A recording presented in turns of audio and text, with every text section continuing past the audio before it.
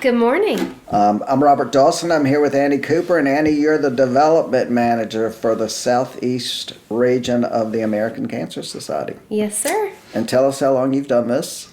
So I have been in this particular role for a year now. I started originally with the American Cancer Society about 17 years ago. Did this role, a similar role, in the Roanoke area for 4 years, and then was gone for 13. So happy to be back. That's awesome. Yeah. And you had a daughter, so Yes. you were at home with your daughter. Yes, I have my daughter will be 14 next week, and my son is 11. Ah, so 2 children. Yes. That's awesome. Exciting, actually. So let's jump Busy. in. Busy, yes. And you're here, an hour away from home, driving in for a podcast. Thank you. Yes. So tell us about, just jump right in and tell us, because I know you're so excited. You want to talk about Relay for Life. I want you to talk about everything you all do. Tell me all about it, but Relay for Life. Okay, awesome. Thank you. So Relay for Life is the signature fundraising event for the American Cancer Society. American Cancer Society has great name and brand recognition, but I think a lot of people probably don't know or understand all that we do here in the Lynchburg community. So Relay for Life is the greatest fundraiser that we have here in this area. And the mission of the American Cancer Society is, simply to end cancer as we know it for everyone. Mm-hmm. So the greatest way to be a part of that mission is to be a part of Relay for Life here in Lynchburg. Mm-hmm. That's awesome. So Relay for Life, post-COVID now, will take place at Heritage High School, is that right? We are super excited. We used to have Relay for Life. I think you said you participated years ago at Heritage High School. So we're having a full circle moment and coming back to Heritage this year on May 20th. So we're hoping to get back a lot of that excitement that we used to have packing the track. COVID, like all events, really made a hit on Relay, as with most community events. And we can also, unfortunately talk about the effects that it has had on cancer screenings and going to your doctor and things like that. But we're excited that it's going to be per usual, back to, everyone come out. Even if you haven't joined a team, just come out and enjoy the event. It's family friendly. There's music, there's games. It's just a cool way to be a part of the action and experience what a Relay for Life is, even if you're not able to, fundraise yourself or anything like that. Now, when I participated, and I need you to let me know if this is still the case, I did not do this, but some of these people actually, it's like a 24-hour thing, or it was. These people would stay the night. Yes, it was a 24-hour thing, and So Relay for Life started way back in 1985. Mm-hmm. A man named Dr. Gordy Klatt started it because he saw his patients battling 24 hours a day. Mm-hmm. And so he thought this would be a really cool way to represent how cancer never sleeps. Mm-hmm. And we can pick one night out of the year that we don't either, in solidarity with cancer survivors, their patients, their caregivers. Since that time, over 35 years later, it's the biggest cancer fundraising event across the world. It's raised billions of dollars. It really has a brand on its own. Mm-hmm. And it's really cool that in Lynchburg and in a lot of surrounding areas, we have our own event. And it's been happening here for nearly 30 years as well. Yeah, it's amazing because when I was doing some research, I didn't realize that Relay for Life, on your website, the statement was that it's been going on for 36 years, which is crazy, in a good way. Yeah. Not in a bad way. And then the other thing is, and we just were talking a little while ago, because I've been a caregiver. I was a caregiver for 12 years. And I think it's so amazing that you all also, for lack of other words, spotlight caregivers, because I don't think people understand the toll that it takes on a caregiver or caregivers because it basically, at some point in time, totally consumes that person's life. When I was a caregiver, I actually was in some support groups because I did not realize, but friends started saying to me, "You're not taking care of yourself. You're doing this and you're doing that. You're doing the other." So I think it's great that you actually recognize those people, but it's been happening for so long. And I mean, do you have any idea? I mean, pre-COVID, how much money across the United States might be raised in a year? We know that the number of dollars raised in the United States just last year was $65 million, which is critical for research. We're behind only the federal government in cancer research. So Relay for Life is really like so important to support the American Cancer Society in its mission to help the survivors, but also the caregivers, like you mentioned. And if I could just, Relay for Life, so because it's a community-based event, it's volunteer led. So each Relay for Life has its own like community flair, for lack of a better word. Each community really owns its relay. But the American Cancer Society does ask that all of them have the same 4 components. One of them is to honor survivors. The other one is to honor caregivers, as you mentioned. There's a luminaria ceremony, which is the time that, at nightfall where the party, so to speak, stops and people can light luminaria and remember those that they've lost. And then the 4th component is an opportunity to fight back. And whether we do that through fundraising or helping people recognize when they should be getting screened, or talking to people about our advocacy efforts with things like, passing laws against smoking, things like that, the American Cancer Society has had a hand in. All of those components are part of a relay. I mean, you go and it's a party and it's fun and there's bounce houses and food trucks and music, but at the core are those 4 components. And it's emotional too. Everyone starts with a survivor lap. So all those cancer survivors take the track first. And I mean, you bring your noisemakers and people are hooting and hollering and cheering on the cancer survivors. And the second lap is their caregivers joining them. And we'd like to say, once a caregiver, always a caregiver. So even if that person that you were caring for has passed on, you are still a caregiver. You've still been put in that role. And it's hard. It's exhausting. It's, often feels thankless and you often feel alone. And so you go to a Relay for Life event and you realize there's a whole community supporting you, and so many other people have been through this. So it's an emotional event, but it's very healing, and it's a good opportunity to go and celebrate, remember, and fight back. How do you begin, though, you're in Roanoke, so how do you begin and you take care of this region? Do you have a network of local volunteers that have always been local volunteers that really put the muscle in and the help? American Cancer Society has the most incredible volunteer base. We have millions of people across this country. All of our events are staff-led but volunteer-run. So I have, a leadership team here that puts in the work day to day. And I'm just in awe of what they give on top of their regular jobs.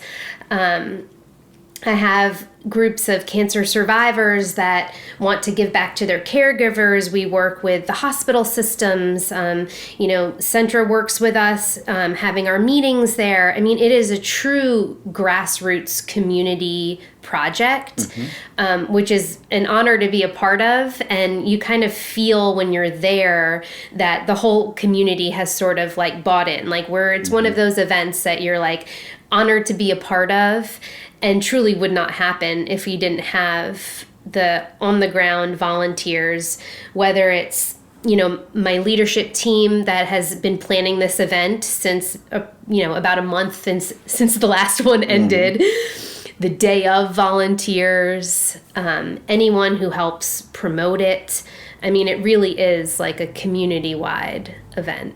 Well, it is amazing because I mentioned to you one of the boards that I was on that raised money for the Cancer Society, and we would take a break for 30 days, and then the next thing you know, you're back in meetings and you're planning, you're starting to get ready for next year. So it's nonstop. It is nonstop.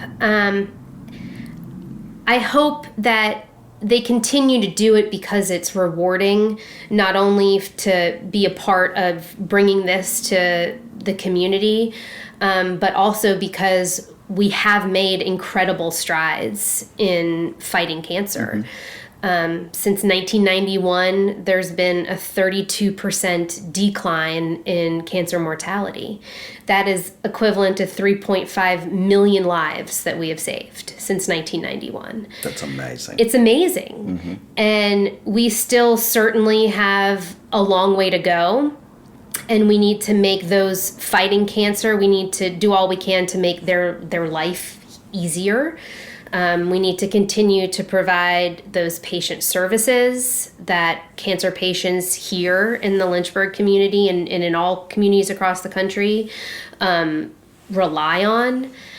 So we still have a lot of work to do, but I think, there's some reward in the fact that this money raised has made a difference and will continue to make a difference. Yeah, it's amazing. I mentioned that I have a friend that's had cancer 9 times in 13 years, and the strides that have taken place and the healing that is occurring is nowhere near. I know I lost in the early 80s a good friend of mine that was a realtor, and she was 44 years old, another that was 28. And I think if those people were alive today, they would still be alive because the treatments are so much different. They're so much more advanced. I go sometimes to Martha Jefferson with my friend when she has treatments, and to see that huge area just packed with people at one time that are getting treatments is unbelievable. I mean, it's just, and these people are there and they're fighting for their lives. It's next year we can estimate that there'll be 1.9 million more cases in this country. That's 1 in 2 men, 1 in 3 women in their lifetime.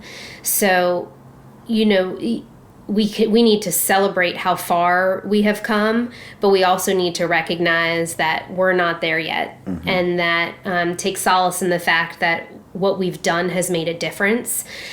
So what could, the next 10 years bring? And, I feel confident that we're moving in the right direction. I'm really proud of the fact that the American Cancer Society not only, has invested $5 billion in research, funded 50 Nobel Prize winners for scientific research, but also, you want to think of it locally because every cancer patient, it's a local story to them, right? So, you try and think about the services that's going to make their journey easier. And we have places like Hope Lodges. So if you have to go elsewhere for your cancer treatment, you can stay at a Hope Lodge with a caregiver, completely free of cost, the duration of your treatments. We have Hope Lodges across the country next to major cancer centers. We have everyone is a phone call away from a cancer specialist 24 hours a day, 7 days a week. So if your loved one wakes up at 2:00 in the morning because they're having, sores in their mouth from chemotherapy, and you're in a panic because you don't know how to help them, you can call the 1-800 number and you can speak to someone who can help them. It's 1-800-227-2345. Cancer.org is a wealth of information. You get any diagnosis and the first thing you're going to do is Google it, right? Mm-hmm. Which is terrible. You go down a rabbit hole.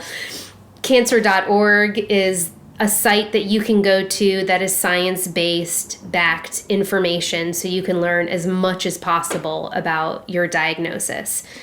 Road to Recovery is a program. It was thriving. It stopped during COVID for obvious reasons, but it connects volunteers to give patients rides. Mm-hmm. People have different, protocols for treatment. Sometimes it's 7 days in a row. Mm-hmm. So the financial burden of that for someone to drive to and from their treatment, on top of the fact that not everyone can do that. Mm-hmm. A, take that time off work. B, have somebody else that can drive them, yes, that can leave their job. Mm-hmm. So we have this Road to Recovery program that works like an app, and you can, put in where your treatments are, and you can get a free ride to treatment. And actually, to put a little plug in for volunteers, we are building that program back up. It's up and running in Roanoke, and we can always use more volunteers. So, to go to cancer.org if you are interested or able to be a Road to Recovery volunteer. Mm-hmm. And you can do it according to your schedule, as much or as little as possible. All of these things are funded in part by Relay for Life. Mm-hmm. So we need to, or I hope that we recognize that, we've made so much progress, but those programs are still warranted, they're still appreciated, and they're still very much local in the sense that they're helping patients here. Mm-hmm. So when I do these podcasts, I always mm-hmm. read these mission statements. So okay. They're wonderful. I have your mission statement. Oh, okay. It's your mission statement: save lives, celebrate lives, and lead the fight for a world without cancer. Mm-hmm. That's a really big statement. It's a small sentence, but it's a huge statement. And you mentioned some of these numbers: $5 billion invested in research, mm-hmm. 3.2 million patients served in the last decade. That's a lot of people in a short amount of time. It's a lot of people. 16.9 million cancer survivors alive today. 1 million plus cancer screenings in undeserved communities. And that is when I had Joan Phelps with the United Way when she was on our podcast. I work with the United Way in some different ways, but the thing that made me get involved with that was when Joan finally started speaking to me about children that went home on the weekends and they didn't have any food, children mm-hmm. that were in houses that basically the houses were exposed to the elements and they didn't have heat, etc.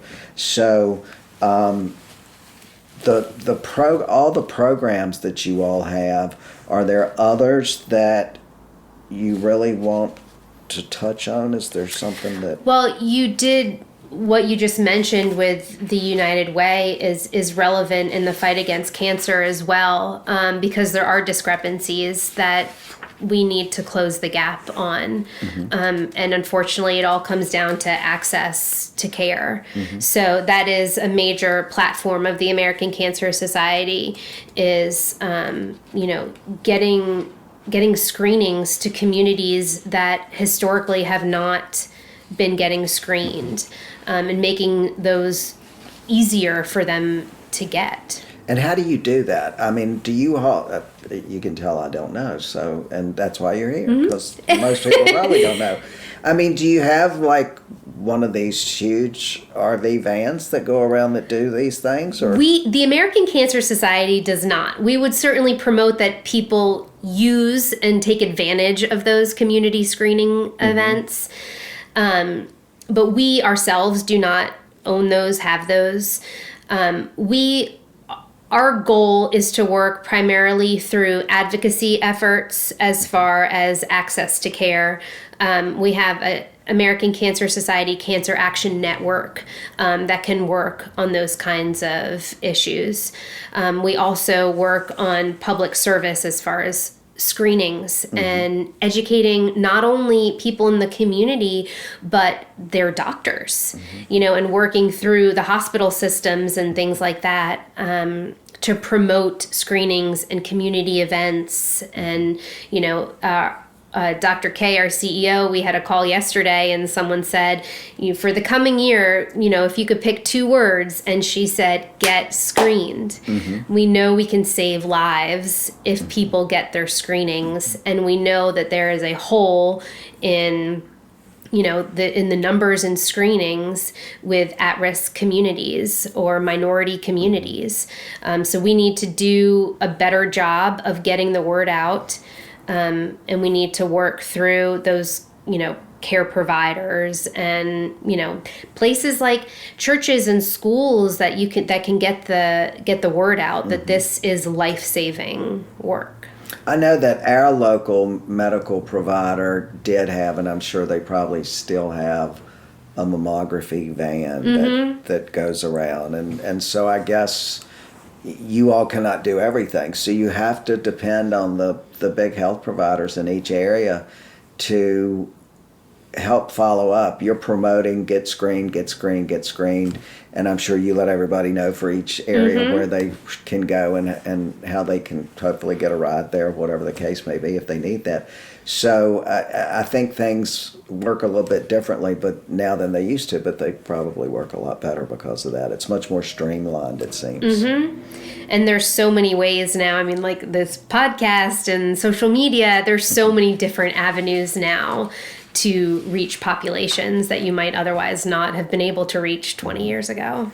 So as far as we're concerned, I guess we should get us a team together and raise some funds and that would be go back amazing. Out on the track at Heritage High School like I've done several times. But I actually got involved because my sister's husband, my oldest sister's husband, had cancer and he passed away, unfortunately, and he wasn't that old. But anyway, that's what got us involved. And then, of course, my friends. So, I'm easily put on a guilt trip, so I guess I'm going to be helping out, which is okay. We appreciate that. Well, thank you. Yeah, I mean, anyone, corporate sponsors, anyone that can get together a team to fundraise, within your schools, your workplace, your churches, anytime, family, you can get together and do some fundraising. We have teams do very traditional fundraisers like bake sales and car washes, or Facebook,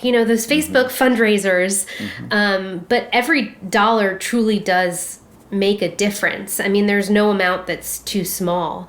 And the other piece of that is come to the event. Even if fundraising is not your thing, come to the event, see what it's about. Celebrate the joy of cheering on cancer survivors, light a luminaria, which I'll send you our website, but you can buy a luminaria bag for $10. Decorate it yourself, have someone else decorate it, light a luminaria, take a few moments to think about how cancer unfortunately has affected everyone in some way or another. So there's lots of ways that you can get involved. The other thing is we want our cancer survivors to come out and have a good time.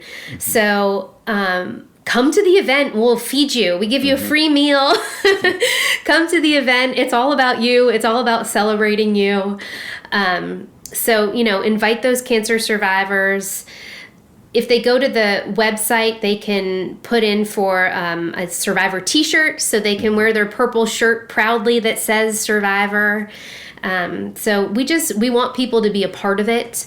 Obviously, our goal is to raise funds to, support what the American Cancer Society does. But on top of that, we want people to come out. We want it to have, that community, fun, family-friendly event that everyone can be a part of. Well, it's a serious event, but it's a fun event at the same time. Yeah. And it's nice to bring a little joy to people that can be sad often, as we all can, especially when loved ones or friends or whatever have some sort of illness. There's something very healing about the hush that comes over the crowd and nothing but the light of the luminaria. It's a beautiful ceremony. It's very moving. And so it'd be wonderful for everyone to experience that. And if I can share our website, it's relayforlife.org/Lynchburg, Virginia. Lynchburg, VA. Lynchburg, VA. Lynchburg, that's VA. Awesome. Yeah. Well, thank you so much, Annie Cooper. Thank you for being here. Thank you for having me. You're awesome. Thanks. This is fun. I know. My first podcast. And you're smiling. Your eyes are bright. Thank you so much. Thank you for all having you me. do. Yeah, appreciate it. Awesome.